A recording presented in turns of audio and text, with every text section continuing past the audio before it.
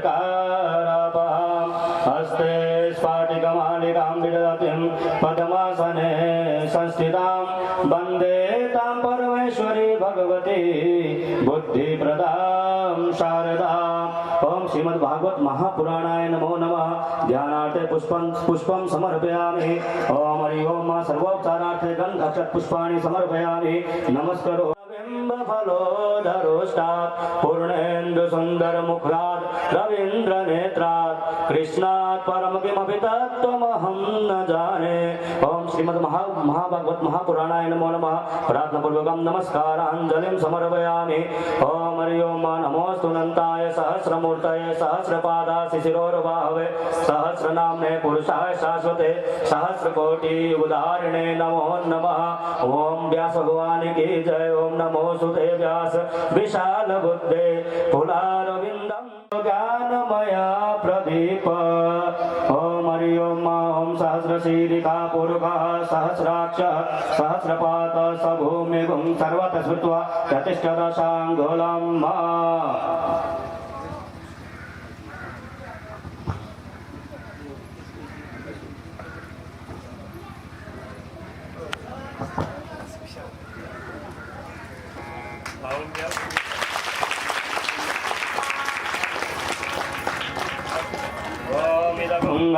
प्रजननं मे असुरसवीरगुं सर्वगणगुं स्वस्थये आत्मसनि प्रदासनि पशुसनि लोकसन्यभयसनि अग्ने व्रजां बहुलां मे करोत्वन्नं पयोरेतो असमासु दत्त। ओम चन्द्रादित्यो द्रवेण विदुद्दग्निर्देव च तमेव सर्वज्योतिषि आरार्तिकं प्रतिगृह्यताम्।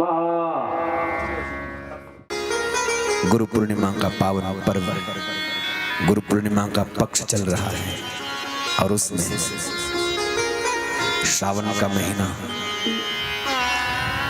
और इस श्रावण के महीने में हम सब लोग, जैसे मैं पूर्व में भी कह रहा था, दो प्रकार से अभिषेक कर रहे हैं। एक अभिषेक आप जल भर करके शिव जी को चढ़ा रहे हैं जो पूर्णेश्वर महादेव के रूप में बाहर विराजमान है, और दूसरा अभिषेक जो कथा का जल भर करके आप आत्मरूप शिव को स्नान करा रहे हैं। ये आत्मा शिव है, इस आत्मरूप शिव को, अपनी आत्मा को आनंदित करने के लिए आप हम यहाँ पर विराजमान हैं। दुनिया में सबसे बड़ा उपकार, सबसे बड़ा परोपकार क्या है पता है? दूसरे को ज्ञान देना, दूसरे के जीवन में अंधकार है और उसके अंधकार को समाप्त करना, ये सबसे बड़ा परोपकार है। ये आयोजन करना बहुत बड़ा परोपकार है। केवल ज्ञान देने वाला परोपकारी नहीं होता, ज्ञान का आयोजन करने वाला, अथवा तो ये कहूं कि ज्ञान को प्रकट कराने के लिए जो लालसा जिसके अंदर है वो भी परोपकारी है, क्योंकि उसकी पात्रता ने ज्ञान को प्रकट करने की सुंदर घड़ी प्राप्त कराई है। जब भगवान महादेव से मां पार्वती ने प्रश्न किया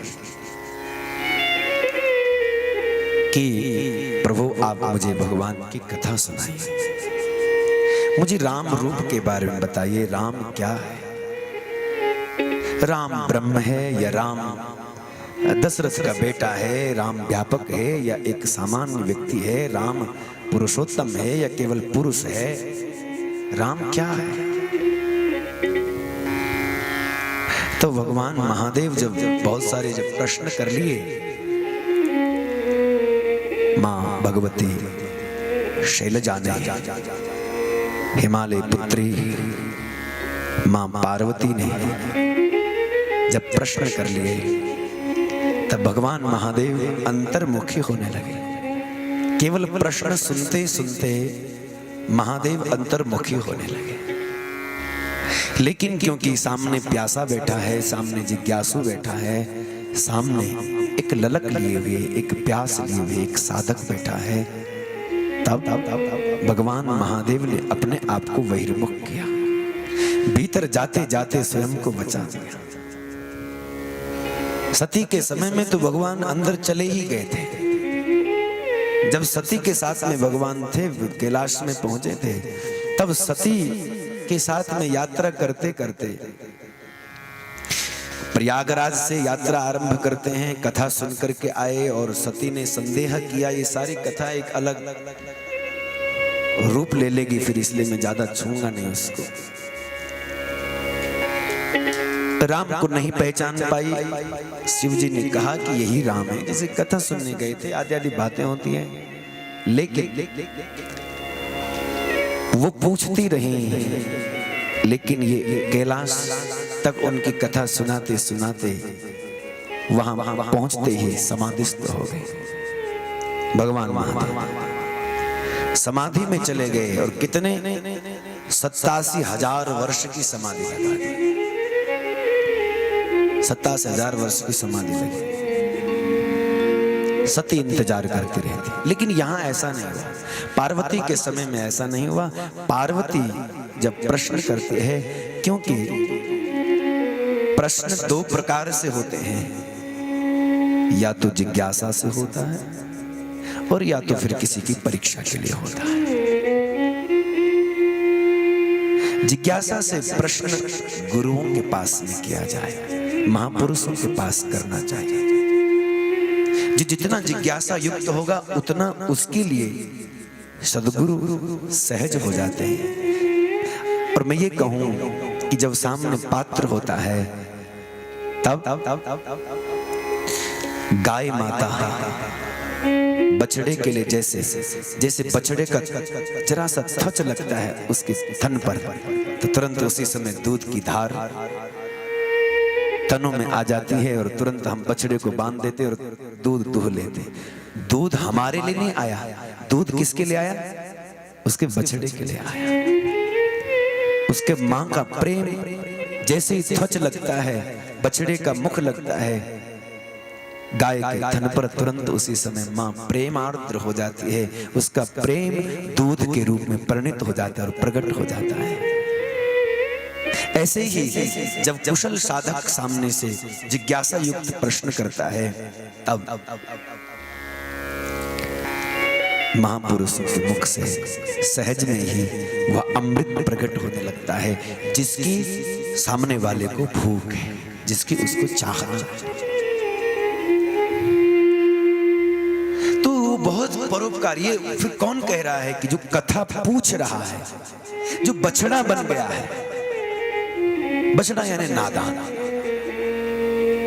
नादान होकर के जब महापुरुषों के सामने, गुरुओं के सामने जाते हैं, तब वो भरते हैं, तब वो हमें पूरा करते हैं। लेकिन हम पूरे होके जाते हैं तो फिर हम कुछ भी नहीं भर पाते, क्योंकि हम तो जानकारी का अहंकार लिए हुए फिर रहे हैं कि हम तो जानते हैं। हम तो परीक्षा लेने जाते हैं, हम तो जिज्ञासा लेकर के नहीं, अपितु तो परीक्षा लेने के लिए जाते हैं कि आखिर कितना है, क्या है अंदर।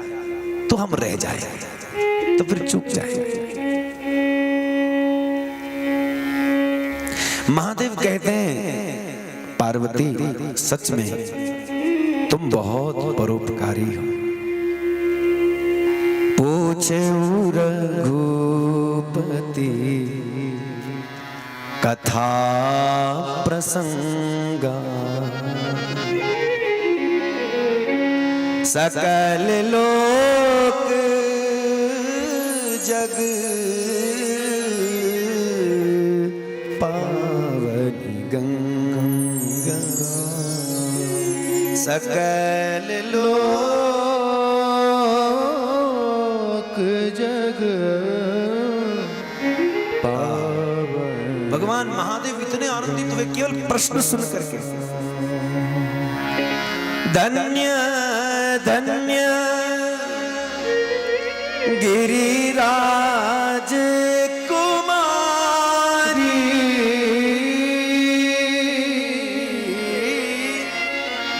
धन्य धन्य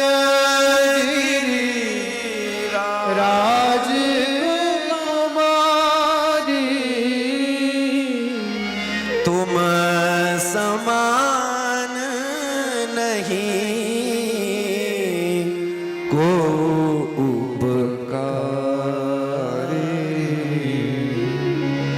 तुम समान नहीं को उपकारी। धन्य धन्य गिरिराज कुमारी तुम समान नहीं को उपकारी। तुम्हारे समान कोई उपकारी नहीं है, क्योंकि कथा की इच्छा एक व्यक्ति करता है, कथा का आयोजन एक व्यक्ति करता है, लेकिन लाभ कितने लोग लेते हैं।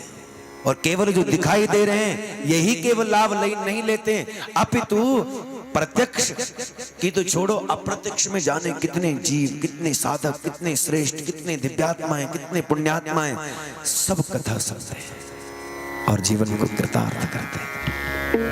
क्यों? यहां लिखा है। कौन का किसका अनुभव है? परीक्षित का अनुभव है। सुखदेव जी को कह रहे हैं, गुरुदेव सच कहें, कथा सुन सुन करके अब ये अनुभव होने लगा है कि निवृत्ततरशैरुपगीयमानात् भवौषधात् श्रोत्रमनोभिरामात् का उत्तम श्लोक गुणानुवादा पुमान विरज्येत विना पशुघ्नात् पुमान विरज्येत बिना पशुघ्नात्।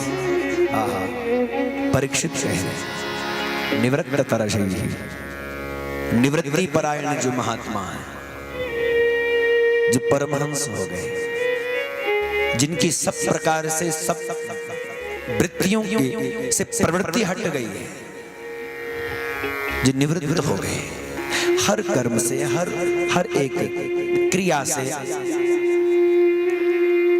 हर चीज से जो आगे बढ़ चुके हैं, जहां कोई क्रिया शेष नहीं रह जाती, जहां किसी प्रकार का कोई संस्कार शेष नहीं रह जाता, कोई यज्ञ, कोई जप, कोई तप, कोई व्रत, कोई संसार की कोई सामान्य बातें, वो सब आगे बढ़ चुके होते इन सब से। निवृत्ति संसार के सुख वैभव और संसार की सामान्य प्रकार की जो भी कोई आहार व्यवहार की व्यवस्थाएं हैं, इनमें सहज सहज में बिना उलझे, बिना झगड़े, बिना तिरस्कार किए, बिना उपेक्षा किए जो आगे बढ़ चुके हैं। कुछ लोगों की आदत होती है, ज्ञान तो हो जाता है, कुछ विद्वत्ता तो आ जाता है, समझदारी तो हो जाती है, लेकिन जो चीज है उसके सामने उपेक्षा करते हैं। ज्ञान का मतलब किसी की उपेक्षा नहीं होता, समझना। तुम अगर जानकार हो जाओ मेरे भाई बहन, तब ये समझना कि तुम जो अनजान है, जो नहीं जानते, तुम उनकी उपेक्षा करोगे नहीं। अगर उनकी उपेक्षा तुम्हारे में है, तब तुम्हें केवल कोरी जानकारी है, तुमने सही जानकारी हासिल नहीं की। क्योंकि जब आपको वास्तविक बोध होता है तो उपेक्षा का तो नाम ही नहीं होता। यानी किसी को तिरस्कृत करना, किसी को निम्न समझना, किसी को दूषित समझना। अरे मेरे प्यारे, इस प्रकृति में सिवाय परमात्मा के है क्या? और तब है, अगर तुम जानकर हो गए हो, तब फिर जब सब भगवान का है, ईशावास्यमिदं सर्वम यत्किंचित जगत्याम जगत, जो कुछ तुम्हें दिखाई दे रहा है वो सब परमात्मा ही का स्वरूप है, वो सब प्रभु के द्वारा प्रदत्त है, सब भगवान का बनाया हुआ है। तो फिर ऐसी दृष्टि कहां से आ जाएगी कि ये छोटा है, ये निम्न है, ये अदम है, ये ऐसा है, ये क्रिया ठीक नहीं, ये फलाना क्रिया ठीक नहीं, ये साधन ठीक नहीं। ये श्रेष्ठ साधक गुरु महापुरुष जो होते हैं वो तो केवल आपको नाम देते हैं और कहते हैं बेटा मौज करो, इसमें जो डूबते रहो, इसको पाओ। लेकिन वो दूसरा कैसा करता है, वो उसका विरोध भी नहीं करते, लेकिन ये जरूर कहते हैं कि जो मैंने दिया है बेटा, इसमें पूर्ण विश्वास करो, तुम्हें इसमें सफलता मिल जाएगी। दूसरा क्या कर रहा है, वो ठीक कर रहा है, नहीं कर रहा है, वो दूसरा ठीक दे रहा है, उसकी ओर ध्यान नहीं देते। क्योंकि सबका तरीका अपना अपना, सबकी समझ अपने अपने, सबका सब्जेक्ट अपना अपना। क्लास में कोई हिंदी का टीचर है, कोई मैथ का है, कोई साइंस का है, कोई किसी अलग अलग सब प्रकार के सब्जेक्ट हैं, सब्जेक्ट अलग है, सब पढ़ाते अलग अलग हैं क्लासों में जाकर के। लेकिन जब वो ऑफिस रूम में बैठते हैं तो सब साथ में बैठ करके एक साथ चाय पीते हैं, एक साथ खेलते हैं, बातें करते हैं, कोई विरोध थोड़ी होता। तो सब्जेक्ट जो अपना अपना है वो पढ़ाएंगे क्लास में जाकर। तो कोई किसी मार्ग को बताएगा, कोई किसी मार्ग को बताएगा, कोई किसी मार्ग को महत्व देगा, तो वो उनके अपने अपने सब्जेक्ट के अनुसार है। लेकिन उससे वो अलग थोड़ी हो जाते, उससे उनमें कोई भेद थोड़ी हो जाता। रास्ता तो एक ही है कि तुम्हें विद्या प्राप्त हो। ऐसे ही साधना के मार्ग में केवल उद्देश्य तो एक ही है, लक्ष्य तो एक ही है कि तुम्हें सत्य प्राप्त हो, तुम्हें परमात्मा प्राप्त हो। पूछे रघुपति कथा प्रसंग, निवृत्त तरस रूप की अमानत, निवृत्ति परायण मुनि भी। परीक्षित जी कह रहे प्रभु की कथा ऐसी मुझे अनुभव हो रहा है, मुझे अब समझ आ रही है बात कि तुम्हारी कथा, हरि की कथा निवृत्ति परक जो महामुनि हैं वो भी सुनते हैं। कथा प्रसंग सकल लोक जग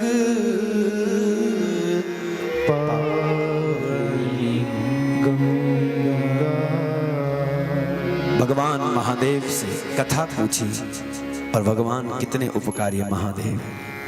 एक उपकारी वो जिसने कथा पूछी है, और एक उपकारी वो महादेव जिन्होंने कथा को प्रकट। और मेरे महादेव तो इतने उपकारी हैं, इतने कल्याणकारी हैं, शिव ही हैं जिनका, शिव कल्याण का वाचक है। शंकर कल्याण करने वाला है ही शंकर, शंकरोति इति, कल्याण करने वाले जो, मंगल करने वाले जो। इसलिए भगवान महादेव शिव को आप देखोगे तो भगवान महादेव ने दो दो गंगा प्रकट की, दो दो गंगा।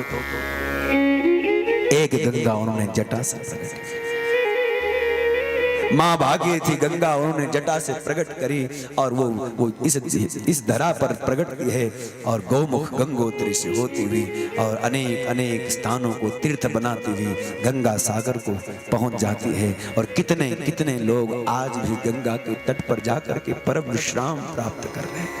गंगा के तट पर बैठ करके थोड़ी सी भगवत साधना करते हैं, आराधना करते हैं, और उनको ऊंचाई प्राप्त हो जाती, क्योंकि गंगा का जो तट है वो बहुत उत्तम तट है। गंगा के तट पर बैठने का अपना मैं, रहने की तो बात छोड़ो, रहना तो बहुत बड़ी बात है, लेकिन थोड़ी देर बैठ करके साधना करना, गंगा का तो जल के स्पर्श करके अगर हवा तुम्हारे शरीर को छू लेती है, उससे भी आप हम पवित्र और निष्पाप निष्कलंक हो जाते हैं, ये मान्यता है। सारे पापों का खंडन करती है मां भगवती गंगा जी। दूर बैठे गंगा जी के आप, हम यहाँ इतने कोसों दूर बैठे हैं, और यहाँ भी अगर गंगा नामोच्चारण कर दिया जाए, और ये श्लोक आपको सब जगह मिलेगा, देवी भागवत में भी मिलेगा, और ये आपको विष्णु पुराण में और अनेक पुराणों में आपको मिलेगा। गंगा गंगेति यो ब्रूयात् योजनानां शतैरपि मुच्यते सर्व पापेभ्यो, मुच्यते सर्व पापेभ्यो वैकुंठं प्रति गच्छति। दूर बैठ करके भी अगर कोई गंगा गंगा शब्द उच्चारण करता है, आप स्नान करते हो, स्नान करते हुए अपने घर में ही गंगा गंगा शब्द का प्रयोग करके हर हर गंगे कह करके स्नान करते हो, बोले आपको हरिद्वार गंगा स्नान का फल मिल जाएगा। बताओ, कुछ करने की जरूरत नहीं है, घर से जाने की जरूरत नहीं है, केवल घर बैठे ही गंगा स्नान करो, केवल नाम उच्चारण करते करते। ये सूत्र कह रहा है, गंगा गंगे हर गंगे हे गंगे, बस इन्हीं नामों का उच्चारण किया जाए, पाप को हरती है, निष्कलंक करती है, सात्विकता प्रदान करती है मां भगवती गंगा जी। और ध्यान रखना, भगवान महादेव ने दो दो गंगा प्रकट की है, एक तो है जटाशंकरी और दूसरी है ये भागवती गंगा, ये ज्ञान गंगा, ये राम कथा गंगा, ये गंगा को प्रकट किया है। पूछे रघुपति कथा सकल लोक जग पावनी गंगा। बस फर्क सिर्फ इतना है कि जटाशंकरी जो गंगा है वो तो कुछ स्थानों को ही पवित्र करती है, कुछ नियत स्थान है उसके, उन्हीं को तीर्थ बनाती है, लेकिन ये ज्ञान गंगा तो जहां चाहो तहां इसको बहा और वहां सबको पवित्र कर दो, ऐसी ही ये गंगा जहां चाहो। वो जटाशंकरी गंगा तो ऊपर से नीचे की ओर ही बहती है और गंगा सागर में मिलती है, लेकिन ये गंगा, ये कथा गंगा तो तुम चाहे गिरनोल में बहा दो, चाहे चूड़धार में बहा दो, चाहे इसको एवरेस्ट की ऊंचाई पर ले जाओ और वहीं से इस गंगा को बहाओ, ये तुम्हारे अनुकूल चलती है। तुम जहां से इसको बहाना चाहते हो, जहां से इसको पीना चाहते हो, वहीं ये तुम्हारे लिए प्रकट हो जाती है। ये ज्ञान गंगा तुम्हारे को ढूंढते हुए तुम्हारे द्वार तक पहुंचती है, लेकिन जटाशंकरी गंगा के द्वार तुम्हें पहुंचना पड़ता है, और ये ज्ञान गंगा तुम्हारे द्वार गिरनौल में पूर्णेश्वर महादेव के इस दिव्य प्रांगण में पहुंची। सकल लोग जहां नहीं जा सकती वो भगवती भागीरथी वहां पहुंच जाती है, कथा भागीरथी, वहां ये कथा भागीरथी पहुंच जाती है। ऐसी ये सुंदर सुमधुर कथा आप हम सबके जीवन में भगवत प्रेम को बढ़ाने वाली है। और सुखदेव जी से परीक्षित बहुत सावधानी पूर्वक कथा सुन रहे हैं, क्योंकि समय बहुत कम है और हमारे पास भी समय बहुत कम है, क्योंकि आज और कल का, आज भी तो चला ही गया, अब समझो 2-3 घंटे और उसके बाद कल का थोड़ा ही समय बचा है। तो जितना ज्यादा सावधानी से सुने उतना अच्छा रहेगा। परीक्षित के पास सीमित अवधि है, सीमित समय है, और उस सीमित समय में भगवान का साक्षात्कार करना है और कथा से मुक्ति प्राप्त करनी है। और कथा से मुक्ति कैसे होती है ये परीक्षित बता रहे हैं। श्रवणगत मुक्ति कथने परीक्षित साक्षी यत्, परीक्षित साक्षी है, परीक्षित प्रमाण है। श्रवणगत मुक्ति कथने, केवल सुनने मात्र से, केवल तुम बैठो, कुछ नहीं करने की जरूरत, जैसे हो तैसे बैठ जाओ बस। भगवान की कृपा होगी, तुम्हारे अंदर कथा भी बैठेगी गुरु कृपा से, और फिर देखना जीवन श्रेष्ठ बन जाए। सुखदेव जी कहते हैं परीक्षित को कि परीक्षित तुम्हें भूख प्यास लग गई होगी, बोले नहीं गुरुदेव, अब तो प्यास है तो केवल कृष्ण कथा की प्यास, और क्या सुनो, क्या पीऊं, क्या देखूं, क्योंकि अब इसको सुने बिना अब चैन नहीं पड़ता, इसको देखे बिना अब चैन नहीं पड़ता। सच में परीक्षित भगवान की यह जो सुंदर कथा है, इनसे, इस कथा से 3 लोग पवित्र होते हैं, खास करके। कौन कौन पवित्र होते हैं जरा ध्यान से सुनो। वासुदेव कथा प्रश्न पुरुषां स्त्रीन् पुनाति पुरुषां स्त्रीन् पुनाति वक्तारं पृक्षकं श्रोत्रिं तत्पाद सलिलं यथा। देखो कितनी सुंदर बात। भगवान की कथा से 3 लोग पवित्र होते हैं ना। ये कहें कि 3 प्रवृत्ति वाले, 3 साधक कौन कौन है, 3 प्रकार से जो उसकी और चल रहे हैं वो पवित्र होते हैं। सबसे पहले वक्तारम, जो गान करने वाले हैं, जो बोल रहे हैं। लेकिन वक्ता पवित्र होता है, इसमें कोई दो राय नहीं, लेकिन इसमें एक शर्त है। वक्ता कब पवित्र होता है?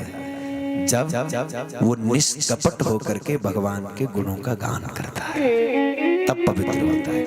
कपट रख करके गान करे, ओ पब्लिक कम है, कथा कम कर दो, बैठे 4 लोग हैं, छोड़ो इनको क्या सुना, इनको क्या पता है, इनको तो कुछ पता ही नहीं, इनको ऐसे करवा दो, इनको ऐसी बात।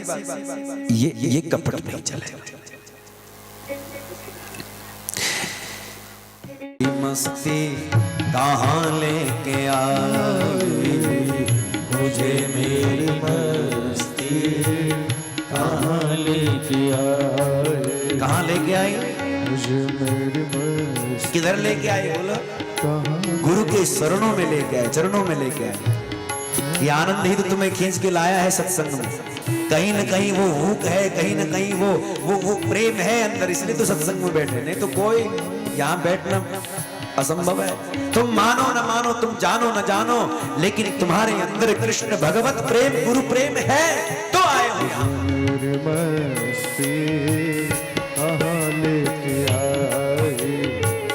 मुझे मेरी मस्ती मस्ती कहाँ लेके आई, मुझे मेरी मस्ती कहाँ लेके आई। जहाँ मेरे अपने सिवा कछु नहीं, जहाँ मेरे अपने, जहाँ सिवाय मेरा कुछ है ही नहीं, केवल और केवल मैं ही मैं, मतलब आत्म तत्व सब में ही, बस कोई भेद नहीं है। ये भेद जो दिखाई दे रहे हैं ये आत्म, ये शरीर के भेद हैं, आत्मा के भेद नहीं। जहाँ मेरे अपने कहीं कुछ नहीं, जहाँ मेरे अपने कहीं कुछ नहीं, जे मेरी मस्ती कहाँ लेके आई, तुझे मेरी मस्ती कहाँ लेके आई। सिराज है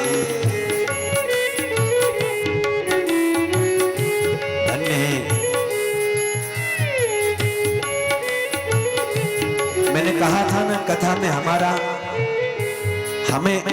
हमारा परिचय प्राप्त होता है। हम क्या हैं, हमारे स्वरूप का बोध होता है। कथा का मतलब यही है, नहीं तो कथा में आने का क्या फायदा। नहीं तो ये तो आएंगे, आप गाएंगे, हम गाएंगे, आप नाचेंगे, आप कथा में ताली बजाएंगे, आप 4 घंटे बैठेंगे, चले जाएंगे, बात खत्म हो जाएगी। लेकिन बात रह जाएगी, जिसके लिए आए थे वो रह जाएगा। मेरा स्वरूप क्या है वो दिखाती है कथा। हे हरि,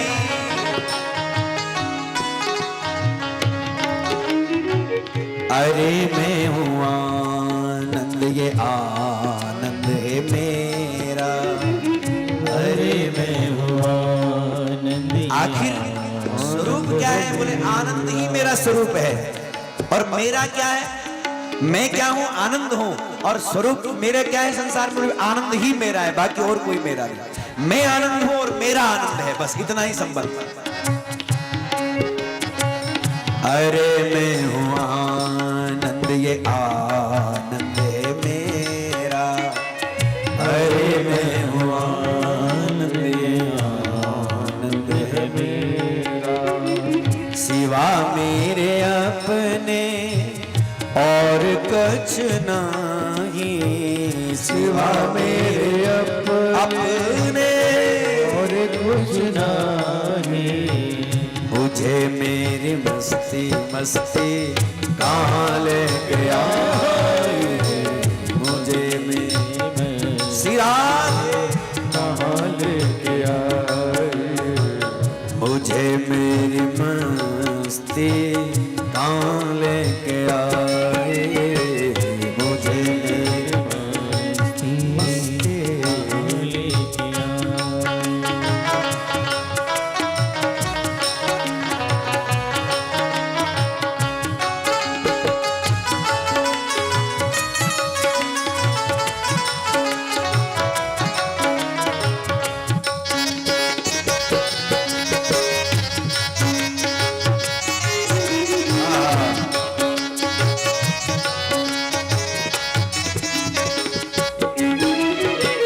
ब्रह्म है ये द्वंद्व जो मुझको हुआ है, ब्रह्म है ये द्वंद्व जो द्वंद्व द्वैत, हुआ। मैं और मेरा, तू तेरा, ये इसको कहते हैं द्वंद्व, ये द्वैत, ये भेद। ब्रह्म है ये द्वंद्व जो मुझको हुआ है, ब्रह्म है ये द्वंद्व जो मुझको हुआ है। मुझको हुआ है और सबको हुआ है, मुझको हुआ है और सबको हुआ। ये ब्रह्म है ये द्वंद्व जो मुझको हुआ है, ब्रह्म है ये द्वंद्व जो मुझको हुआ। मुझको हुआ है और सबको हुआ है, मुझको हुआ और सबको हुआ है। ये पर्दा दुए का हटा के जो देखा, ये पर्दा दुए का गुरु ने हटाया, हटा के जो देखा। ये पर्दा दुई का हटा के जो देखा, ये पर्दा दुए का हटा के जो देखा। सिवा मेरे अपने जुदा कुछ नहीं है, सिवा मेरे अपने जुदा कुछ नहीं है। ये मेरी मस्ती कहाँ लेके आए, मुझे मेरी मस्ती कहाँ लेके आई। मुझे मेरी मस्ती कहाँ लेके आए, मुझे मस्ती कहाँ लेके आई। मुझे मेरी मस्ती मस्ती कहाँ लेके आए, मुझे मेरी मस्ती कहाँ लेके आई। हरि बोल।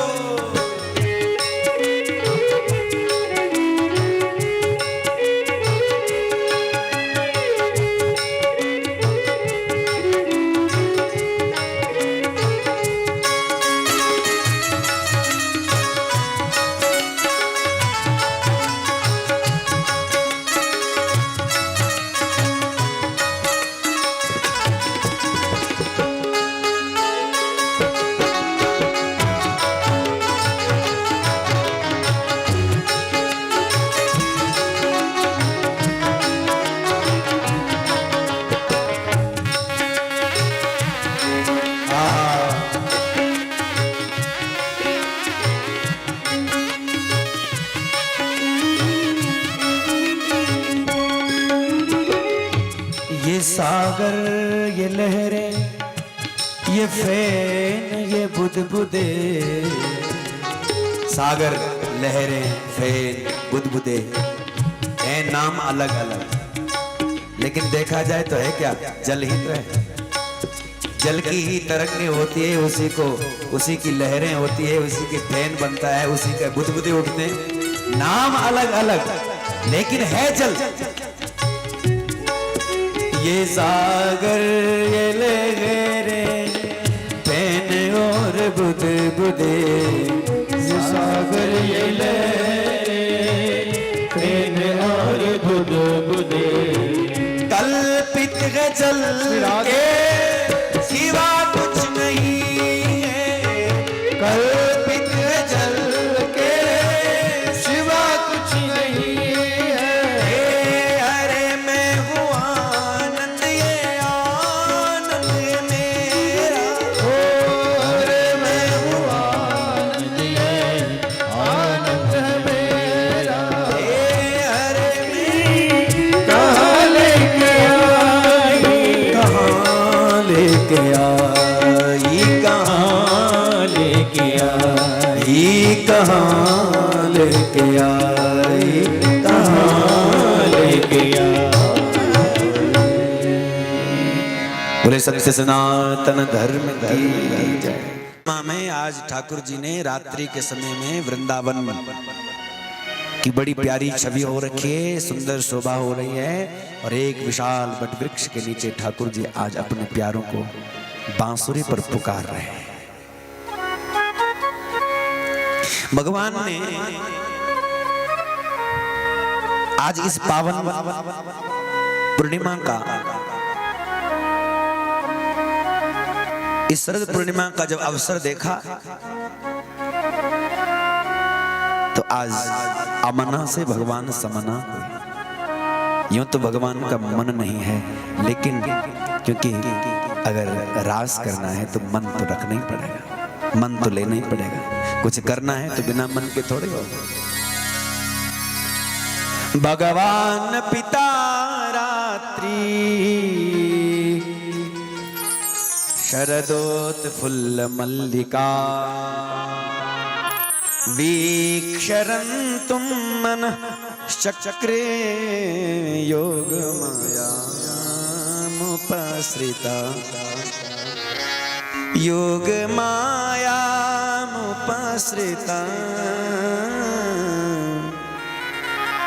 देखो आज इस पावन रात्रि में भगवान ने, इस शरद पूर्णिमा की रात में जब चांद पूरा खिला था, तब आज ठाकुर जी ने योग माया का भी आश्रय लिया। योग माया कौन है? योगाय या माया सा योग माया, जो योग कराती है। अब मैंने शायद पहले भी निवेदन किया था कि दो प्रकार की माया है, एक विद्या माया और एक अविद्या माया। अविद्या माया जो तुम्हें संसार में फंसाए हुए है, और विद्या माया जो परमात्मा के साथ संबंध कराती है, यही है योग माया। और यही योग माया ही राधा है, राधा शक्ति। क्योंकि राधा भक्ति है, राधा शक्ति है, बिना भक्ति के रास में कहां प्रवेश मिलने वाला।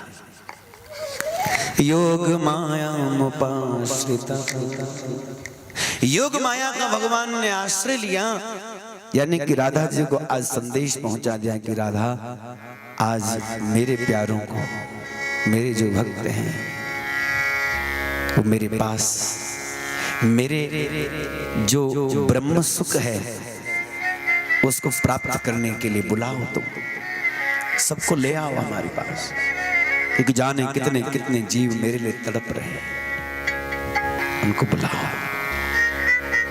भगवान पिता रात्रि शरदोत्फुल्ल मल्लिका वीक्षरन्तुं मनः चक्रे योग मायामुपाश्रिता। और भगवान ने इस अर्धरात्रि के समय आज अपने होठों पर रखी बांसुरी और किया वेणुनाद, बजाई ठाकुर जी ने बांसुरी, और ऐसी बांसुरी बजाई कि जो जिस काम में थे उनका वो काम छूटने लगा। छोड़ना नहीं पड़ा, छोड़ना और छूट जाना दोनों अलग अलग है।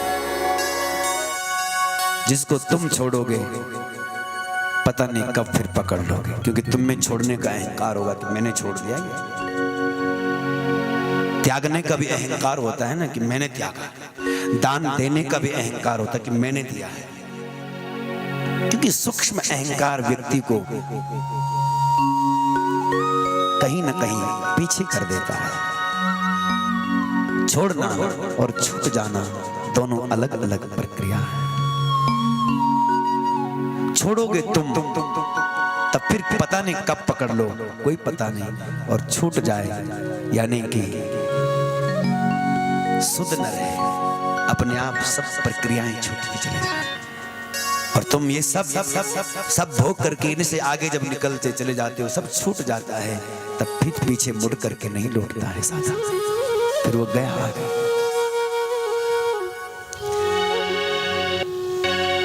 छोड़ना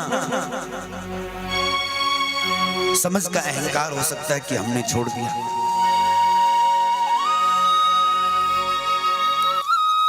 महात्मा भर्तृहरि ने अपने सारे राजपाट का दान कर दिया, कुछ भी नहीं अपने पास, सब कुछ दान कर दिया। कैलाश में बैठे हुए भगवान महादेव से पार्वती ने कहा कि प्रभु कितना बड़ा दानी, दानी तो बहुत देखे, लेकिन देखो ये तो अपने आप सब कुछ राजपाट सब दान करके और शमशान में रहे। भगवान महादेव बोले रहने दे, देखो ना महाराज कैसे कितना बड़ा दानी है। बोले नहीं, ऐसा थोड़ी सीधे कह देना चाहिए कि दानी है, चलो साथ गई परीक्षा।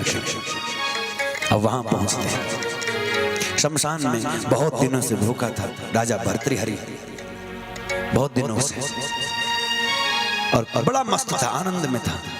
अचानक आज कहीं से कुछ एक दो मुट्ठी चावल वगैरह जो कुछ मिल गया था, तो आज खिचड़ी बनाई इसने। और पता खिचड़ी का पात्र क्या था? शमशान में था, मनुष्य की खोपड़ी में खिचड़ी बनाई, पात्र तो था नहीं, खोपड़ी में खिचड़ी बनाई। इतना उपराम हो गया कि पात्र क्या है इसकी भी कोई जरूरत नहीं, इतना पहुंच गया। बना रहे थे खिचड़ी, इतने में वेश बदल करके शंकर जी और पार्वती ने कहा, देखा प्रभु कितना त्यागी है, बताओ इतना बड़ा राज्यपाट छोड़ करके आया, और देखो त्याग करके आया, दान करके आया, और यहाँ देखो क्या कर रहा है, खिचड़ी खा रहा है, वो भी खोपड़ी पे बना रहा है। कितना बड़ा दान है, कितना बड़ा त्याग। भगवान महादेव बोले रुको, इतनी जल्दी प्रमाणित क्यों करते हो, पहले समझना चाहिए ठीक से। अब जैसे भगवान महादेव आ गए, क्या हमें भोजन मिलेगा? अरे हाँ आइए आइए, बैठो बैठो। खिचड़ी परोसने लगे, दोनों खाने लगे, और दे दिया, और अरे बोले तुमने ये क्या किया? शंकर जी ने बोला, अरे तुमने ये क्या कर दिया, सारी खिचड़ी मुझे दे दी, तुमने अपने लिए तो रखा ही नहीं। तो भर्तृहरि बोला, अरे महाराज खाओ खाओ खाओ, ये खिचड़ी कौन बड़ी बात है, मैंने तो इतना बड़ा राजपाट त्याग कर दिया है, ये खिचड़ी तो इतनी सी बात है। महादेव ने पार्वती को कहा, देखा तुमने, दान किए हुए इतना समय हो गया, लेकिन अभी तक अंदर ये बना हुआ है कि मैंने दान किया, ये मैं नहीं छूट रहा अभी तक। ये छूटना चाहिए ना, मैं छूटना चाहिए। तो छोड़ना और छूटना दोनों अलग अलग है। गोपियों ने छोड़ा नहीं, उनको छोड़ना नहीं पड़ा, सब छूटा छुटाया था, छूट गया। निशम्य गीतम तदनंगवर्धनम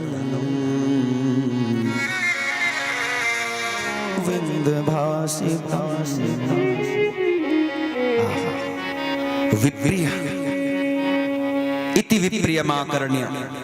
कानों में ये विप्रिय जब गया, विप्रिय का एक अर्थ ये होगा कि वो अच्छा नहीं था उनके हिसाब से, लेकिन विप्रिय का मतलब ये भी होता है विशिष्ट प्रिय, विशेष प्रकार से जो प्रिय है, हितकर है, वो विप्रिय है। ये बहुत अच्छी बात थी, इसलिए इति विप्रियमाकर्ण्य, कानों में जब शब्द गए तब गोपियों को बोलने का साहस हुआ और कह रहे, मेवं विभूषति भवान् गदितुं नृशंसं संत्यज्य सर्व विषयान् स्तव पादमूलं स्तव पादमूलं। गोपियों ने कितनी सुंदर बात कह दी। भगवान से कह रहे हैं प्रभु हम ऐसे ही थोड़े ही आए हैं तुम्हारे शरण में, आप ही तो सबको बुलाते हैं, आप ही ने तो कहा है शास्त्रों में वेदों में महापुरुषों के द्वारा, आप ही तो कहलवाते हैं कि एक बार शरण में आए हुए को हम कभी वापस नहीं करते। इसलिए हमारा कोई हट तो नहीं है आपके साथ पास में कि हम तुम्हारी शरण आए तो अब तुम्हें हमें वापस नहीं करना चाहिए, हमें अपनाना चाहिए। ये हमने नहीं कहा, ये हमारा हट नहीं है, ये हमारा कोई आदेश भी नहीं है, ये हमारा कोई बहुत आग्रह भी नहीं है। हमारे तो केवल एक ही प्रार्थना है कि हम सब कुछ छोड़ करके तुम्हारे पास आए हैं, बस ये कह रहे हैं। उन चरणों में आए हैं जिन चरणों से वापसी नहीं होती। संत्यज्य सर्व विषयान्, सर्व विषयों का परित्याग करके कहीं पर भी तुम कितना ही ठोक पीट करके देख लीजिए, कितना ही परख लीजिए, कितनी ही परीक्षा ले लीजिए हमारी, लेकिन नाथ कहीं पर भी कोई विषय का कोई अंकुर आपको हमारे अंदर नहीं मिलेगा, क्योंकि विषय तो हमने देखे। विषय केवल एक जन्म में नहीं देखे, हमने जाने कितने कितने जन्मों में सारे विषयों को ही तो देखते आ रहे हैं। कीड़े मकोड़े के योनि में भी रहे तब भी तो विषयों को ही तो देखे आ रहे हैं, वहां भी तो विषय भोग करके ही तो आ रहे हैं। तुम हम जहां से आ रहे हो वहां तो विषय को भोगते भोगते आ रहे हैं। नायम देहो देह भाजाम त्रिलोके कामान कष्टान रहते बिडभुजाम ये तपो दिव्यम पुत्र कायेन सत्वम सुदीर्षमाद ब्रह्म सौख्यम तो अनंतम कामान कष्टान रहते बिडभुजाम। ये तो जाने कितने कितने निम्न योनियों में हमने सब ये भोगते आए, इन विषयों को देख लिया है। अब यहाँ विषय का कहाँ स्पर्श है, अब तो विषयातीत परमात्मा की शरणागति को हमने प्राप्त कर लिया है, जहां विषयों का कोई मतलब नहीं, संसार की कामना का कोई मतलब नहीं होता।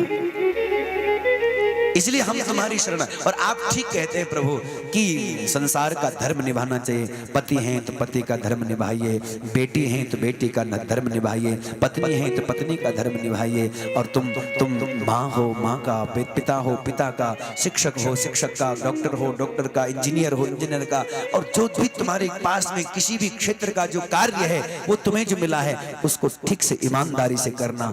इसमें जो ईमानदारी रखता है वो थोड़ा भी अगर मंदिर में जाएगा, थोड़ा भी भगवान का स्मरण करेगा, ना भी जाएगा ना भी स्मरण करेगा तो भी वो श्रेष्ठ ही है, वो कमी, उसमें कोई कमी नहीं है, वो महान ही है। अपने कर्तव्य का जो पालन करता है वो महान है, लेकिन जो अपने कर्तव्य कर्मों से भागता है वो कितना बड़ा तिलक लगा के घूमे, वो कितना बड़ा भेष बदल करके घूमे दुनिया के अंदर में, कितनी बड़ी बड़ी बातें कहे, वो अपने कर्तव्य का पालन करने वाला बिल्कुल निम्न है, अधम है, उसके लिए उसके ओर भगवान कभी नहीं देखते, भगवान नहीं देखेंगे। हाँ, जो अपने कर्तव्य को ठीक कर रहा है वो थोड़ा भी स्मरण करता है ना, भगवान उसके सारे काम बना देते। कर्म कर रहा अपने कर्तव्यों में लगा पड़ा है, आडंबर बहुत हो और स्वयं अपने जीवन में कोई ठीक से कर्म का अपने जो कर्तव्य कर्म है उनको ठीक से नहीं कर रहा। घर में भूखे माँ बाप बैठे पड़े और हम सत्संग में हैं, हम माँ बाप की सेवा नहीं कर रहे हैं, हम सास ससुर की सेवा नहीं कर रहे हैं, और हम घंटों बैठ करके पूजा कर रहे हैं, तो उसका क्या फायदा है? भगवान प्रभु आपने ठीक कहा कि ये सब संसार के धर्म निभाने चाहिए, लेकिन एक प्रश्न है प्रभु आपसे, ये जो धर्म है ये कब तक निभाने चाहिए? भगवान बोले जब तक शरीर है, मतलब जब तक शरीर है, जब तक हम शरीर में हैं तब तक निभाना चाहिए ना। और प्रभु अगर शरीर में न रहे तो तब भी ये धर्म निभाने आवश्यक है। भगवान बोले जब शरीर से ही निकल गए, जब मर ही चुके, तुम्हारा मैं ही मर गया, जब तुम इस शरीर को छोड़, क्योंकि ये शरीर के धर्म शरीर तक ही है।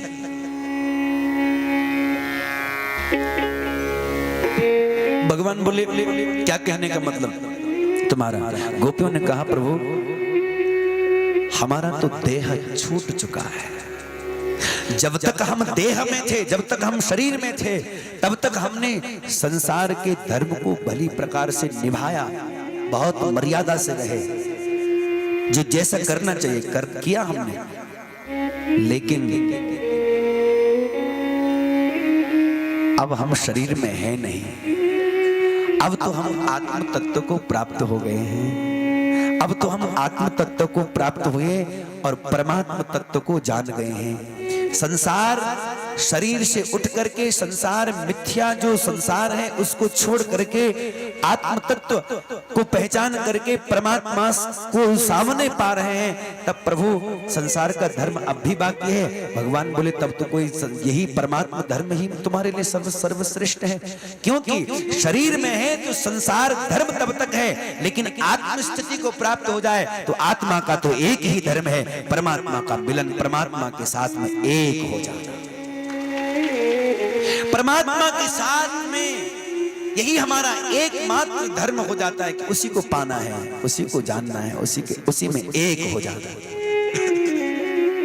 और उस समय कहते हैं कि भगवान ने इनको समझा। इन्होंने तो कह दिया था कि पादो पदम न चलतस्तव पाद मूला, पांव हमारे घर जाने को राजी नहीं है, क्योंकि हम सच्चे घर आ गए, पूर्ण घर आ गए।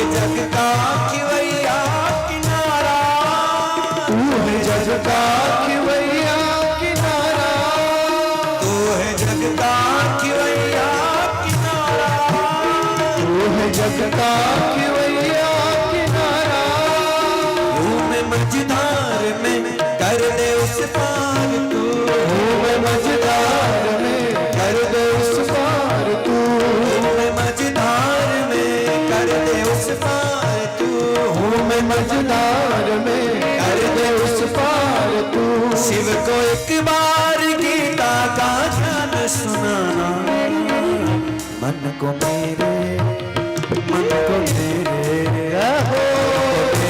करती जब गाना, मन को मेरे करती जब गाना, तेरी मुरली की तान काना, मन को मेरे करती जब गाना, तेरी मुरली की तान काना, मन को मेरे करती जब गाना, ओ तेरी मुरली की तान काना, मन को मेरे करती जब गाना, तेरी मुरली की तान काना, मन को मेरे करती जब गाना, तेरी धुन है प्यारे, तेरी छवि है न्यारे, तेरी धुन है प्यारे, तेरी छवि है न्यारे, तेरी धुन है प्यारे, तेरी छवि है न्यारे, तेरी धुन है प्यारी, तेरी छवि है न्यारे, तेरी धुन है प्यारी, तेरी छवि है न्यारे, तेरी धुन है प्यारी, तेरी छवि है न्यारे, तेरी प्यारी अलबेली मुस्कान का मन मेरे करती जब गाना, तेरी प्यारी अलबेली मुस्कान का मन मेरे करती जब गाना, तेरी मुरली की तान काना, मन को मेरे करती जब गाना, तेरी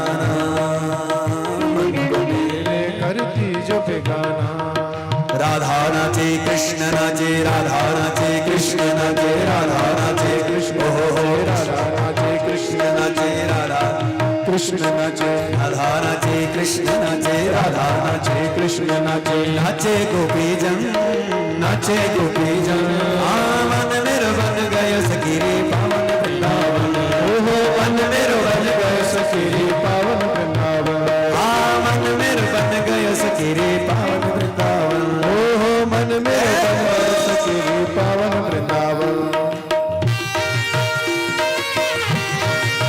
जय हो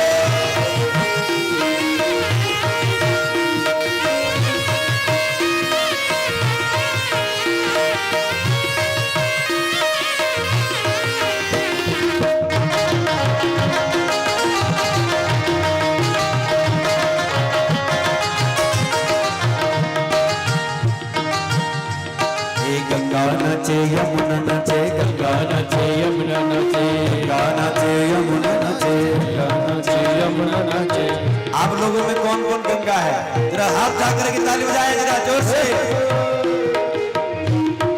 गंगा नाचे यमुना नाचे गंगा नाचे यमुना नाचे गंगा नाचे यमुना नाचे गंगा नाचे यमुना नाचे नाचे नदी गण नाचे नदी गण मन मेरे बन गयो सखीरे पावन वृंदावन ओहो मन मेरो बन गयो सखीरे पावन वृंदावन ए पावन वृंदावन सखीरे पावन वृंदावन पावन वृंदावन सखीरे पावन वृंदावन ए पावन वृंदावन सखीरे पावन वृंदावन पावन वृंदावन सखीरे पावन वृंदावन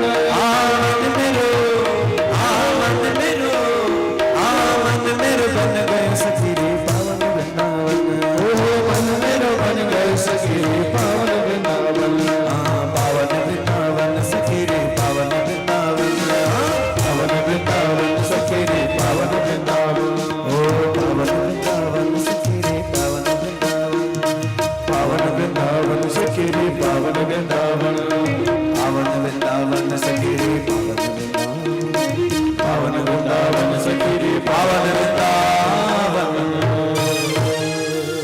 बोले कृष्ण कन्हैया लाल की जय हो दास बिहारी सरकार की जय जय जय श्री राम। तो आइए सभी लोग रास का दर्शन सबने अपने अपने भावों से किया। जय हो माता जी। सब अपने अपने स्थान को जाइए, सब पर अनुग्रह करिए। आपकी सदा जय हो। जय अम्बे जगदम्बे।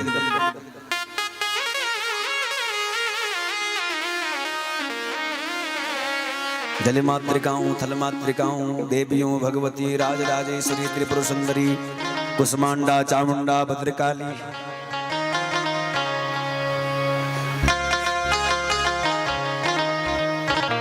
जाइए माता जी, सब अपने अपने स्थान पर बैठ जाइए। शाबाश, बहुत अच्छी माता है। देखो देवता लोग बहुत अनुग्रह करते हैं, ये देवियां जो बहुत अनुग्रह करती हैं।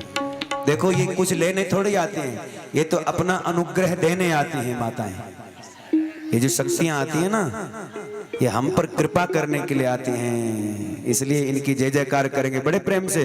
बोले भद्रकाली मैया की जय, डुंडी भगवती की, जगदम्बा मैया की, राजराजेश्वरी मैया की, रेणुका मैया की, चिंतपूर्णी ज्वाला मैया की, नैना भगवती की, कुलजा भवानी की, जय जय अम्बे।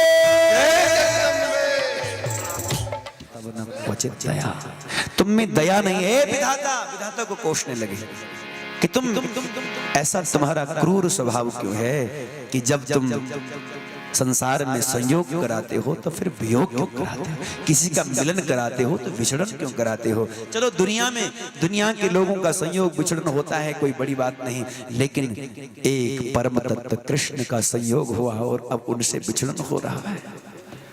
अहो विधातस्तवन क्वचित् दया संयोज्य मैत्र्या प्रणयेन देहिना। ये क्या कर रहे हो तुम? और उसी समय एक गोपी ने कहा कि सारी झंझट की जड़ ये अक्रूर है। तो क्या कह रही है? क्रूरस्त्वमक्रूर समाख्यया स्मर। हे अक्रूर, बेकार ही तुम्हारा नाम किसी ने अक्रूर रखा।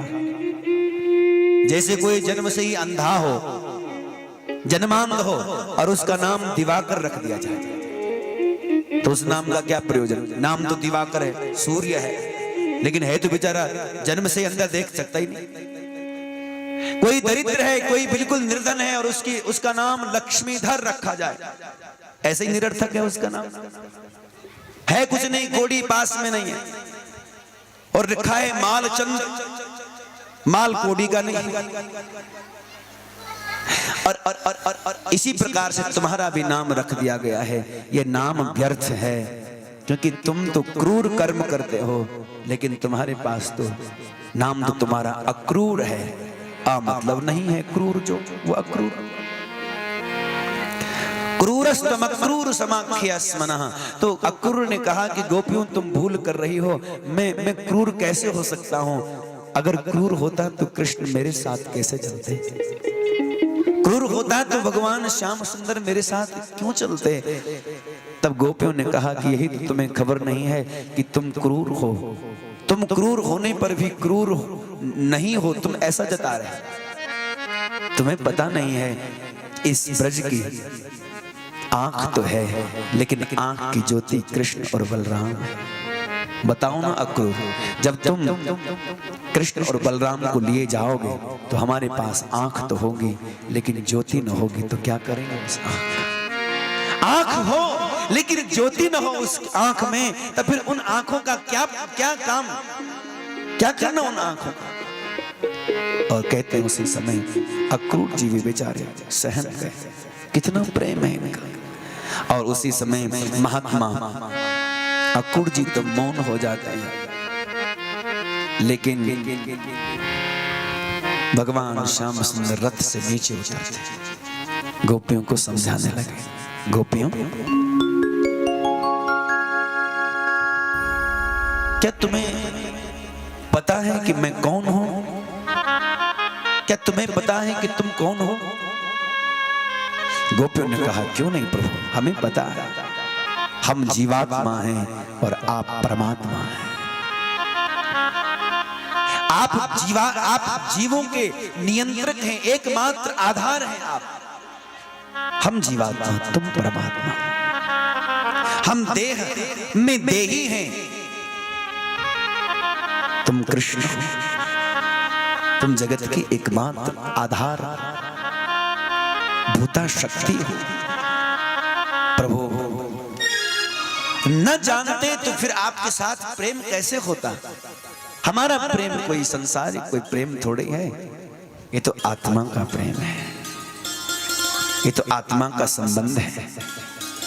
भगवान बोले बस ठीक हो गया। अब ये बताओ कि जब तुम्हें ये पता है कि मैं परमात्मा हूं, मैं भगवान हूं, तो ये भी पता होगा कि मेरे संसार में प्रकट होने का कोई प्रयोजन है? हाँ, ये भी पता है। तो तब तुम्हें तो ये भी पता है कि मैं भूमि के भार को हरण करने के लिए आया, पृथ्वी के भार को हरण करने के लिए आया? बोले बिल्कुल पता है। तो क्या यहीं रह करके हो जाएगा? बहुत मैंने खा लिया माखन, हो गई चोरी माखन की, बहुत बजा ली बांसुरी, बहुत हो गया रास, बहुत हो गई सुंदर सुंदर लीलाएं। अब जो लीलाएं मैंने यहाँ की हैं, तुम जीवन पर्यंत सतत इन्हीं का चिंतन करते रहो। इन लीलाओं के द्वारा मैं सदा तुम्हारे पास प्रकट रहूंगा। इन लीलाओं का चिंतन करोगे। मेरा भक्त जब इन लीलाओं का चिंतन करते हैं तो मैं सदा उनको इन लीलाओं के माध्यम से उनके निकट होता हूं, उनके नैकट्य को प्राप्त कर लेता हूं, सदा उनके समीप रहता हूं। इसलिए गोपियों, तुम जहां हो वहीं मेरा भजन करो, मेरा सुमिरन करो। मुझे आगे जाना है, मुझे बहुत संसार में एक तुम ही नहीं, बहुत लोग मेरा इंतजार कर रहे हैं। कोई प्रेम से कर रहे हैं तो कोई बिना प्रेम के भी कर रहे होंगे, कोई द्वेष से भी कर रहे होंगे, लेकिन इंतजार सब कर रहे हैं। और मुझे सब तक पहुंचना है, क्योंकि भगवान तो सबके हैं ना, इसलिए भगवान को सब तक पहुंचना है।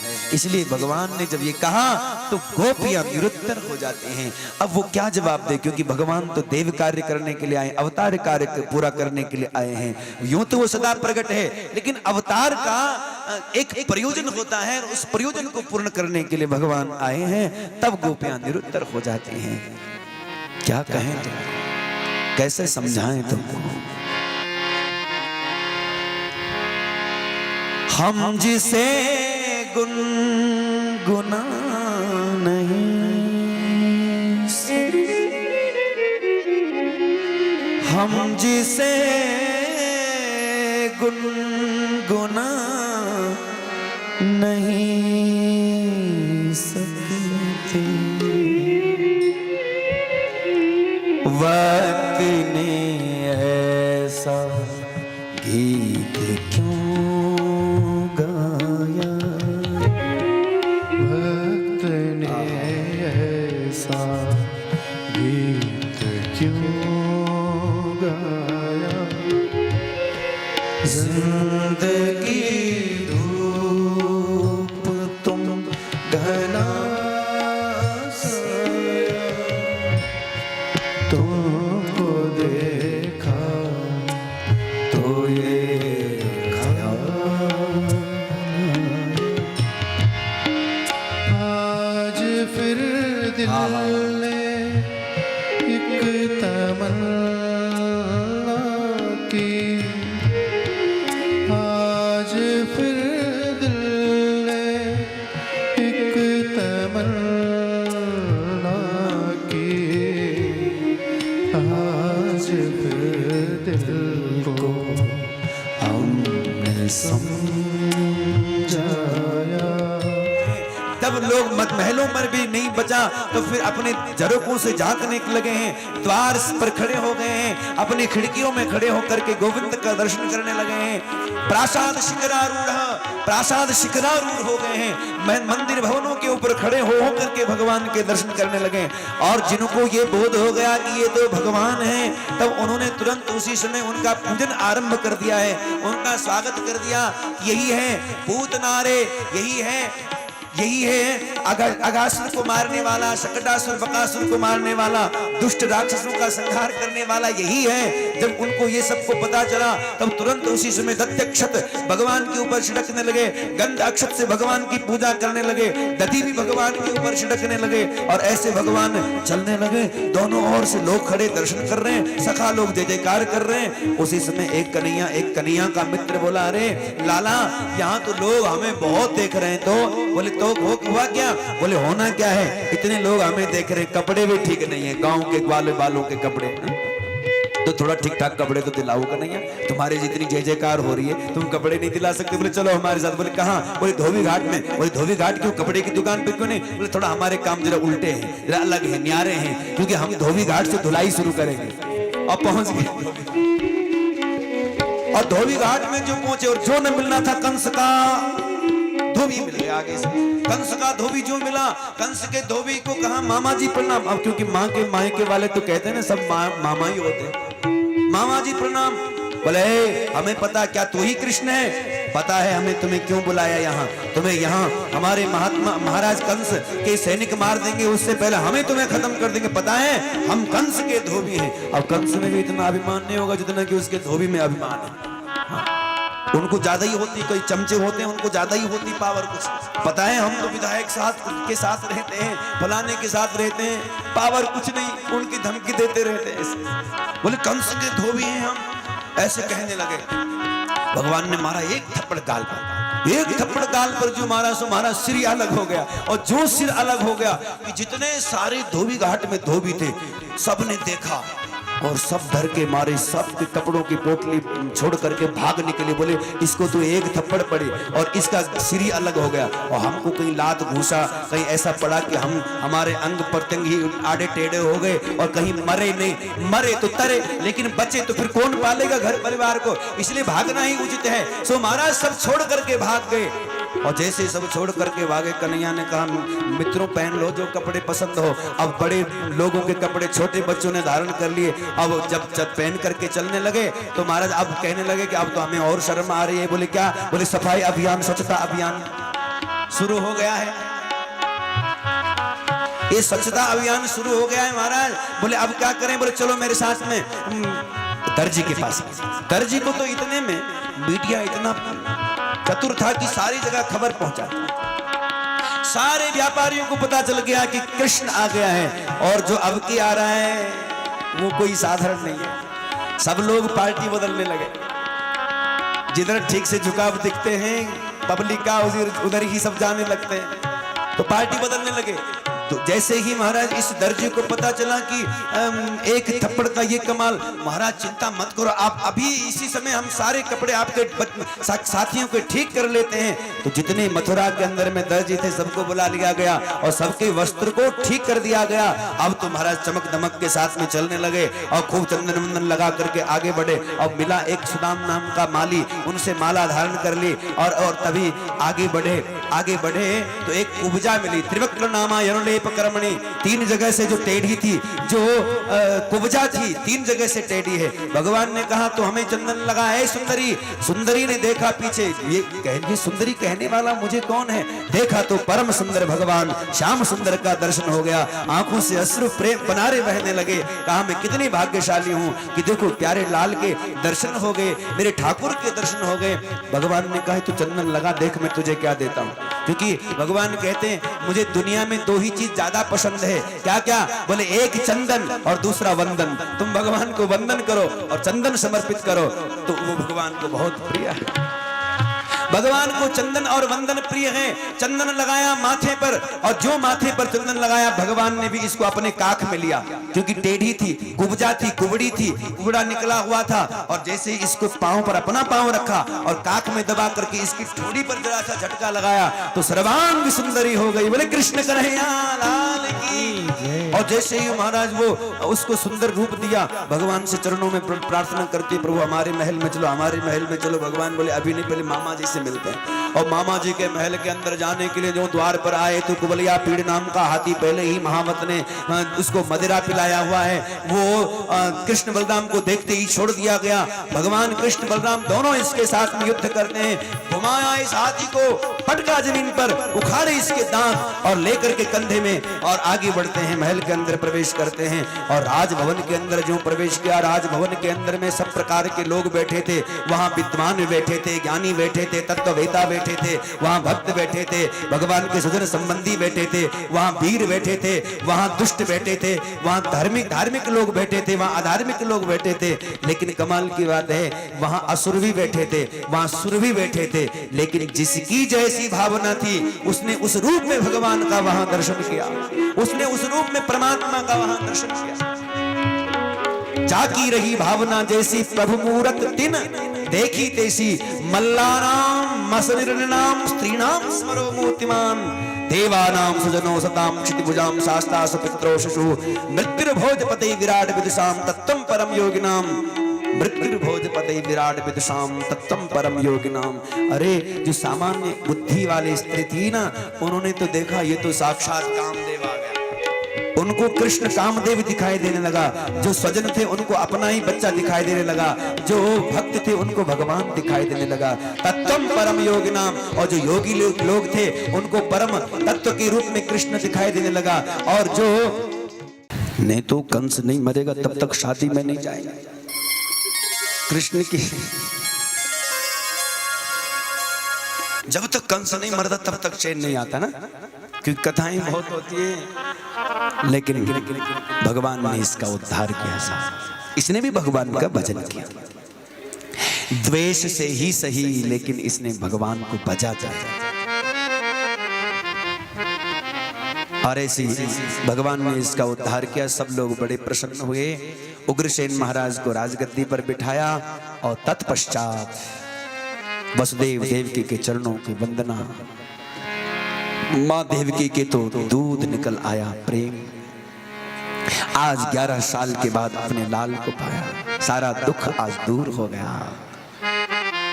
अरे भाई क्या देख रहे हो तुम लोग पीछे? माल इधर, ध्यान किधर? अरे कथा इधर है भाई, पीछे कुछ नहीं। जब तक हमारा इशारा नहीं होगा तब तक कुछ नहीं आएगा यहाँ। यहाँ तो इशारा यहाँ अपना चलेगा ना भैया। अभी तो रास्ता बनाया है। तो भगवान श्याम सुंदर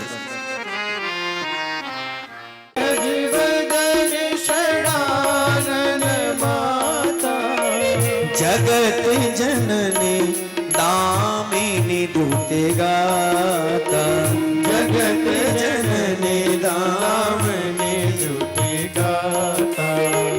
नहीं तब आदि मध्य अवसान, नहीं तब आदि मध्य अवसान, नहीं तब आदि मध्य अवसान, नहीं तब आदि मध्य अवसान। अमित प्रभाव वेद नहीं जाना, अमित प्रभाव वेद नहीं जाना। हाय अमित प्रभाव वेद नहीं जाना, अमित प्रभाव वेद नहीं जाना। जय जय गिरिवर राज किशोरी, जय जय गिरिवर राज किशोरी। जय महेश मुख चंद्र चकोरी, जय महेश मुख चंद्र चकोरी। भव भव विभव पराभवकारी, भव भव विभव पराभवकारी। भव भव विभव पराभवकारी, भव भव विभव पराभवकारी। विश्व विमोहिनी स्वबस बिहारी, विश्व विमोहिनी स्वबस बिहारिणी। हे विश्व विमोहिनी स्वबस बिहारिणी। विश्व विमोहिनी स्वबस बिहारिणी। जय अम्बा जगदम्बा जय माता रानी, माता रानी, रानी। जय अम्बा जगदम्बा जय माता रानी, माता रानी। जय अम्बा जगदम्बा जय माता रानी, माता रानी।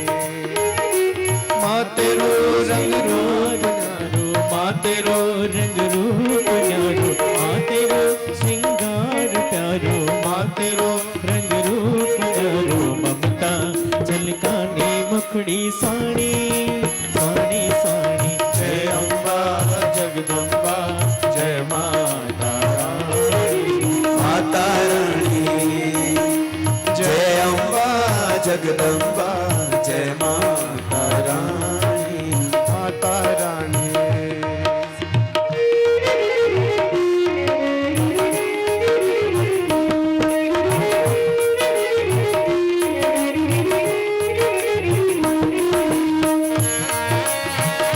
जय अम्बे।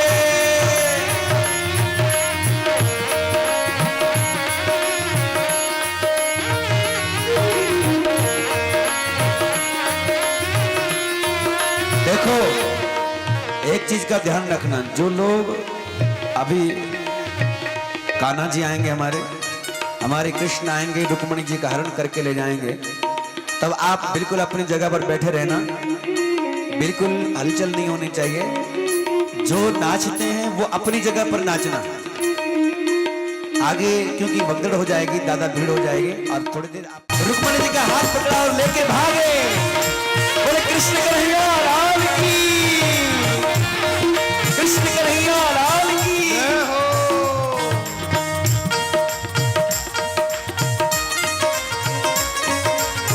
और रुक्मणी जी का हरण हुआ, लेकिन उसी समय सैनिक सब लोग लग जाते हैं, लेकिन और बलराम जी आते हैं, सारी सेना को परास्त करते हैं, बहुत सारी घटना घटती है, लेकिन हमें तो विवाह का मामला रखना है। तो भीष्मक राजा को पता चला और बड़ी धूमधाम के साथ में विवाह की तैयारियां करने लगे। बोले कृष्ण कन्हैया लाल की। तो आओ हम सब लोग मिलकर के भगवान श्याम सुंदर के विवाह में शामिल हों। आओ बड़े भाव के साथ में गावें, क्योंकि देखो ये तो कृष्ण का अध्यात्म विवाह है, जीव का। भगवान के साथ में हर एक जीव को विवाह करना है। तो पहले मेहंदी तो लगाओ। लगा ली? चलो ठीक है। भजन के द्वारा भी जिन्होंने नहीं लगाई वो लगा लो। और कृष्ण रुक्मणी आइए आइए आइए, मंच पे ज्यादा भीड़ मत कराना और सब लोग बड़े ध्यान से सुनना। आओ मेरी सखियों मुझे मेहंदी लगा दो। जय हो।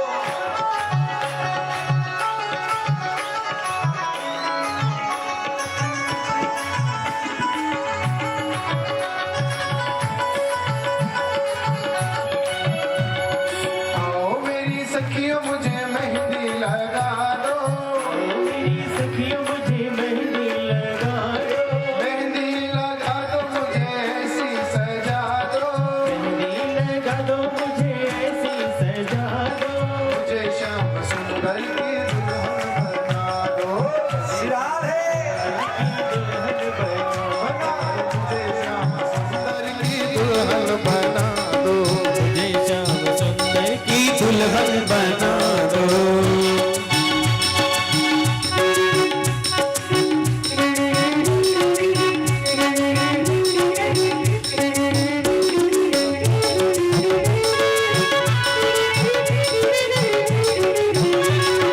जय हो।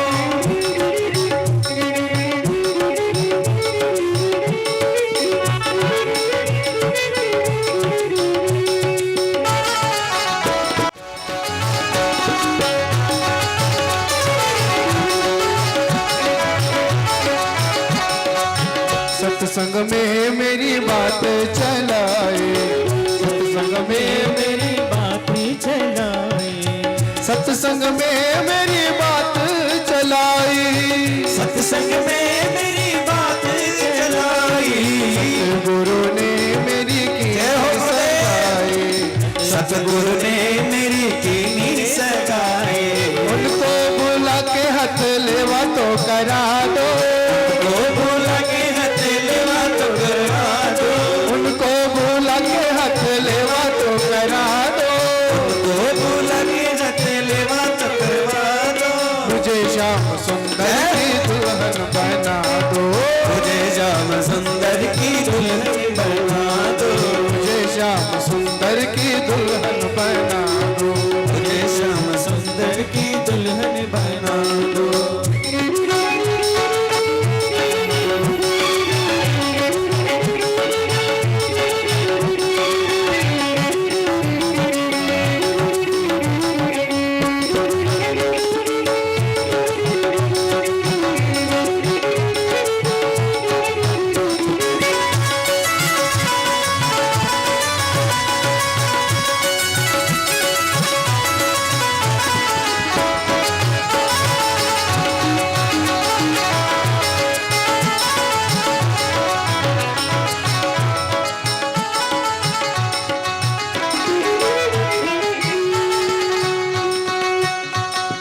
ऐसे पहनो चूड़ी जो कबहू ना टूटे। पहन चूड़ी जो कबहू न टूटे। ऐसा वरों दूल्हा जो कबहू ना छूटे। ऐसा वरुण दूल्हा जो कबहू न छूटे। अटल सुहाग की बिंदिया लगा दो। अटल सुहाग की बिंदिया लगा दो। अटल सुहाग की बिंदिया लगा दो। अटल सुहाग की बिंदिया लगा दो।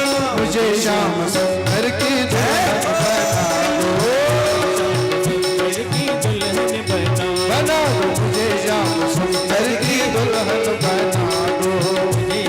सुंदर की दुल्हन बना दो।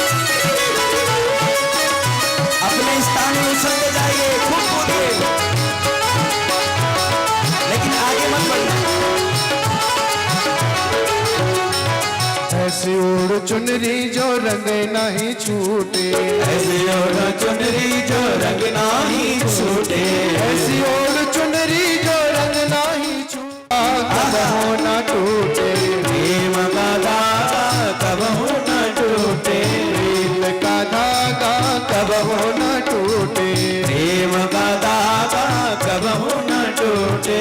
आज मेरी मोतियों से मांग भरा दो, आज मेरी मोतियों से मांग भरा दो, आज मेरी मोतियों से मांग भरा दो, आज मेरी मोतियों से मांग भरा दो। मुझे श्याम सुंदर की दुल्हन बना दो, मुझे श्याम सुंदर की दुल्हन बना दो। मुझे श्याम सुंदर की दुल्हन बना दो।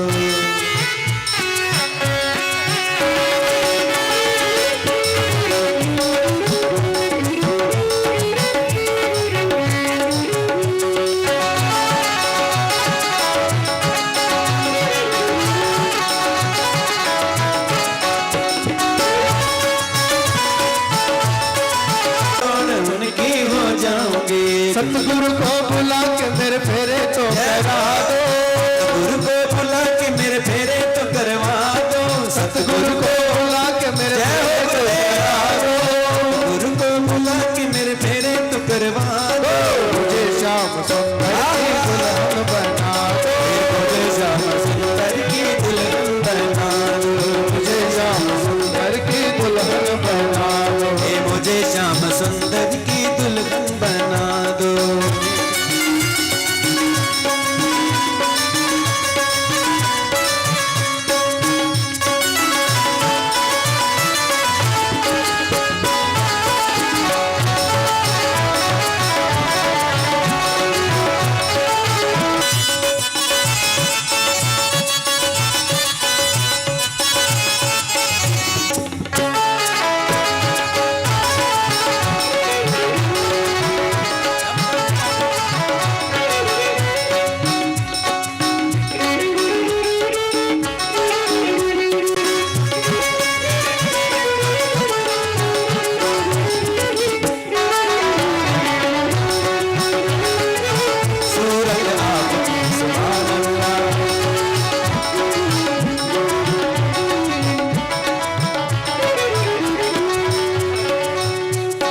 बांध के घुंघरू में उनको ले जाऊंगी, बांध के घुंघरू में उनको री जाओगे, बांध के घुंघरू में उनको ले जाऊंगी, ये बांध के घुंघरू में उनको री जाओगे, एक तारा में श्याम श्याम गाऊंगी, हाल के एक तारा में श्याम श्याम गाऊंगे।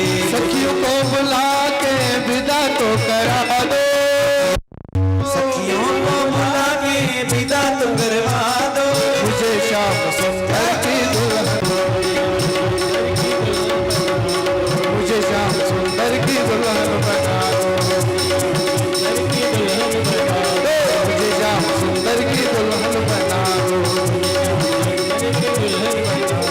मुझे श्याम सुंदर की दुल्हन बना दो, मुझे श्याम सुंदर की दुल्हन बना दो। बोले वृंदावन बिहारी लाल की। देखो बड़े प्रेम से, अब देखो पहले रुक्मणी जी भगवान के गले में हार पहनाएंगी, बड़े जोर से ताली बजाइएगा, जय जयकार करेगा। बोले कृष्ण कन्हैया लाल की जय हो, रुक्मणी मैया की। और अब भगवान श्याम सुंदर ने भी रुक्मणी जी के गले में हार पहनाया और स्वीकार कर लिया, वर्ण कर लिया, हरण ही नहीं भगवान ने वर्ण कर लिया। तो आप सबको रुक्मणी मंगल की बहुत बहुत शुभकामनाएं। गुरु कृपा से यहाँ सब हम लोग एकत्रित हुए हैं। आओ बड़े भाव के साथ में विवाह उत्सव को थोड़ा सा आप हम मनाएंगे, बड़े प्रेम के साथ झूमिएगे। जो अपनी जगह पर रहना बस वहीं झूमते रहिए आनंद के साथ।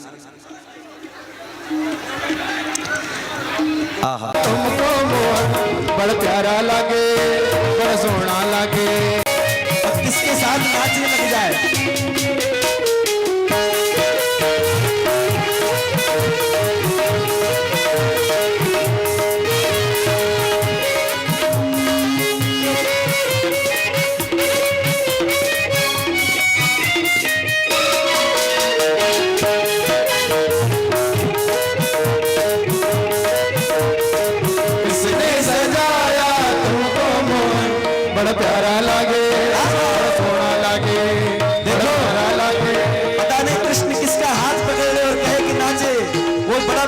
व्यक्ति होगा जिसके साथ कृष्ण नाचेंगे बड़े भाव के साथ में झूमते हुए।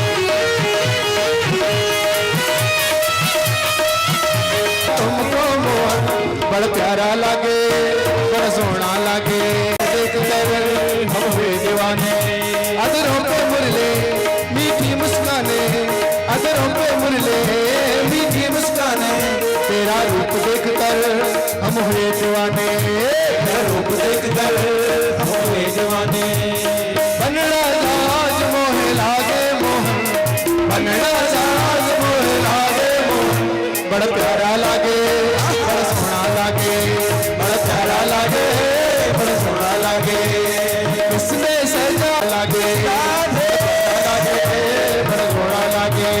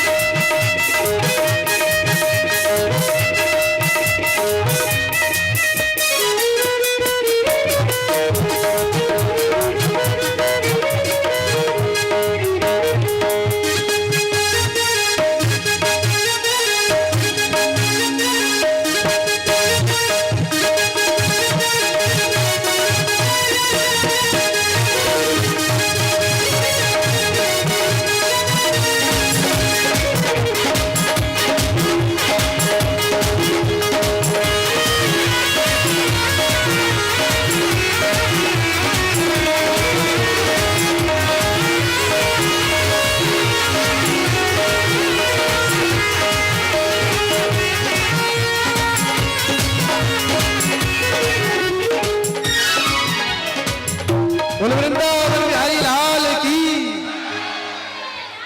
बोले कृष्ण कन्हैया लाल की जय। हर हर महादेव। तो आप सबको बहुत बहुत शुभकामनाएं कृष्ण रुक्मणी मंगल की। नजारा हो बंसीदा नजारा मोहन तेरी बंसीदा नजारा हो तारा मोहन तेरी बंसीदा नजारा हो तेरी मुरलेरा नजारा मोहन तेरी बंशीरा नजारा हो तेरी बंसीदा नजारा मोहन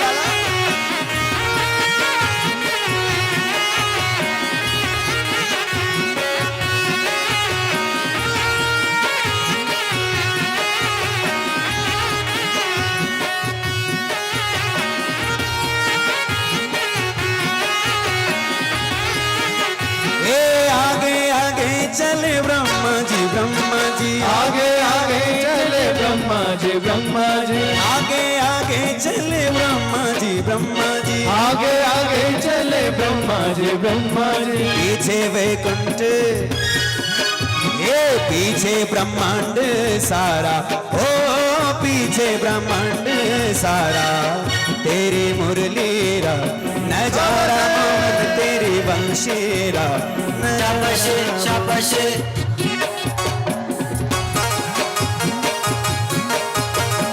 शाबाश शाबाश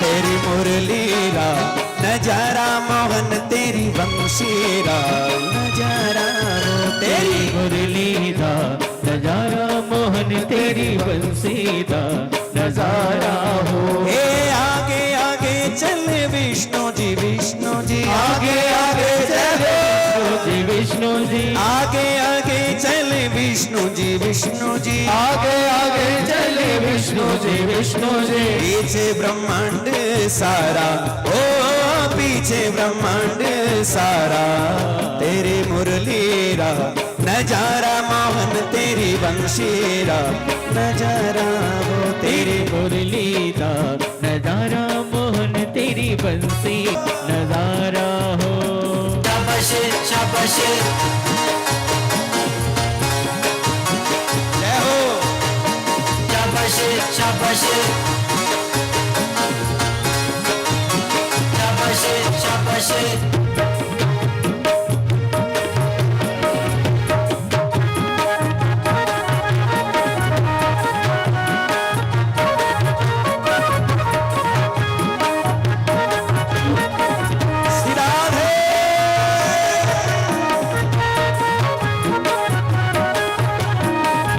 कृष्ण कन्हैया लाल की जय हो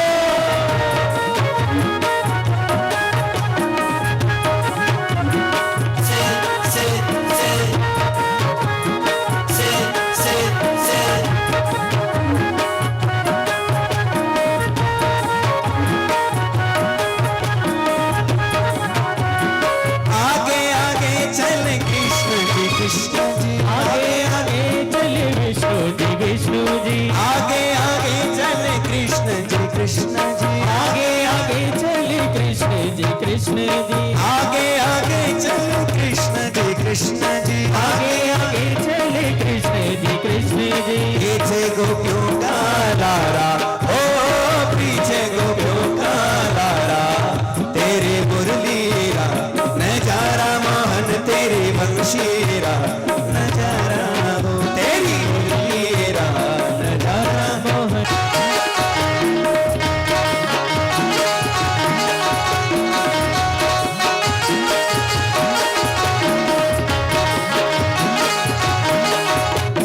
शाबाश शाबाश शाबाश शाबाश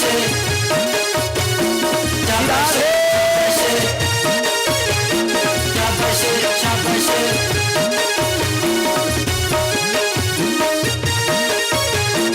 से से से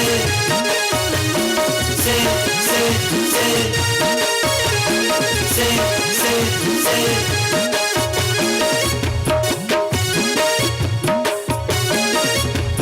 बोले कृष्ण कन्हैया लाल की हर हर महादेव। तो आप सबको भगवान श्री कृष्ण रुक्मिणी मंगल की बहुत बहुत शुभकामनाएं। सब अपनी जगह बैठ जाइए।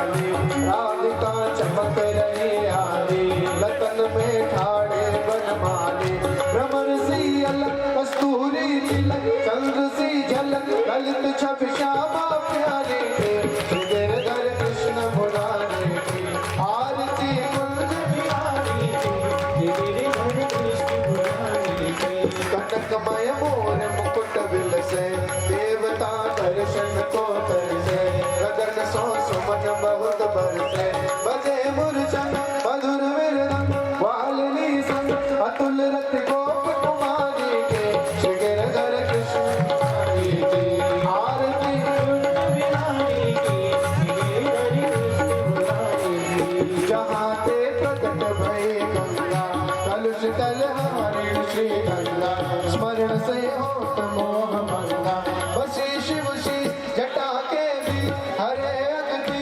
चरण छब श्री बनवानी के श्री गिरधर कृष्ण मुरारी की आरती बिहारी की गिरधर कृष्ण मुरारी की चमकती उज्जवल तट रेणु बज रहे वृंदावन वेणु चहो दिश गोप ग्वाल धेनु हसत मृदुमन चांदनी तन कटत भव फन तेरे सुनो दीन भिखारी की श्री गिरधर कृष्ण मुरारी की आरती बिहारी की श्री गिरधर कृष्ण मुरारी की आरती कुंज बिहारी की श्री गिरधर कृष्ण मुरारी की आरती कुंज बिहारी की श्री गिरधर कृष्ण मुरारी की कर्पूर गौरव करुणावतारम संसार सारम भुजगेन्द्र सदा वसंतम हृदयाय